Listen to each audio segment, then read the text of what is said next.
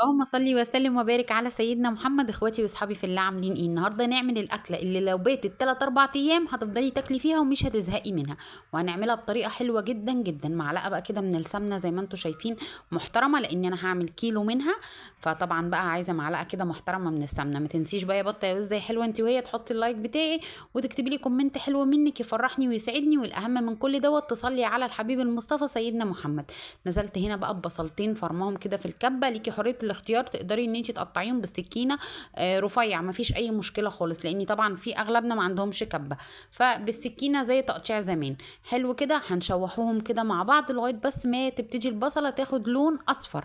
انا مش عايزه البصله تتحمر، هنا ما بنحمرش البصل، البصل ياخد بس لون اصفر. اللي انا حطيته ده حته من الشطه اللي انا كنت عاملاها، الفلفل الاخضر الحامي اللي انا كنت عاملاه، وهسيبهم كده بتاع دقيقتين 3 لغايه ما البصله بس تصفر. هنا بقى كده سمي الله وصلي على الحبيب، وكوني ضربه بقى شويه طماطم في الخلاط، هتاخدي نصهم وهتسيبي نصهم في درق الخلاط زي ما هم دول. ليه بقى هنقلب كده؟ علشان خاطر نسبك، بس اصبري عليا وشوفي بس الخطوات، حاجه سهله وسريعه وطعمها تحفه. وهنا بقى يا ست البنات سمي الله وهاتي معلقه ونص من الصلصه، واللي هيقول لي حطيتي صلصه ليه؟ علشان حسيت ان الطماطم بتاعتي مش محمره قوي. وكمان هنزل برشه حلوه كده من الفلفل الاسمر، ومش هحط اي حاجه تانية غير مكون واحد بس. وهنا بقى يا ست الكل هحط مكعب ماجي، وده اختياري، حابه تحطيه حطيه، مش حابه انتي وراحتك. وهسيب كل دوت يتسبك مع بعضه على نار متوسطه. وهنا بقى كده اللهم بارك، ادي اهي الطماطم بتاعتنا شايفين اتسبكت وريحتها بقى طالعه حاجه ايه. ولاحظوا ان احنا لغايه دلوقتي ما حطيناش ملح ولا حطينا اي حاجه خالص.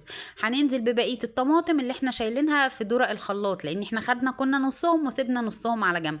واول ما يغلوا كده هقول لكم هنعمل ايه. وهنا بقى بعد اول غلوه بالظبط من الطماطم بتاعتي جبت الباميه اللي انا كنت مفرزاها، فاكرينها؟ اهي طالعه بسم الله ما شاء الله اللهم بارك، تحفه.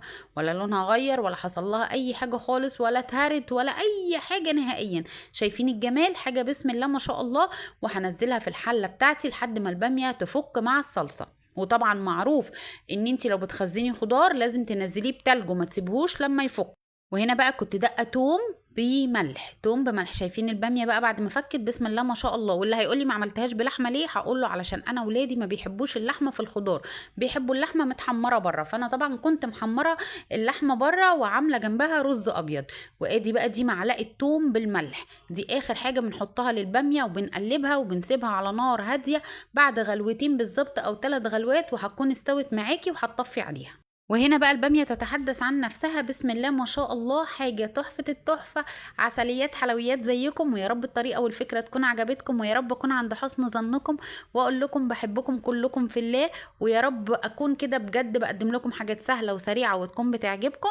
وأتمنى تكتبي كومنت حلو وتقولي لي إذا كنتي بتعملي البامية زيي ولا ما بتعمليهاش، وأقول لك السلام عليكم.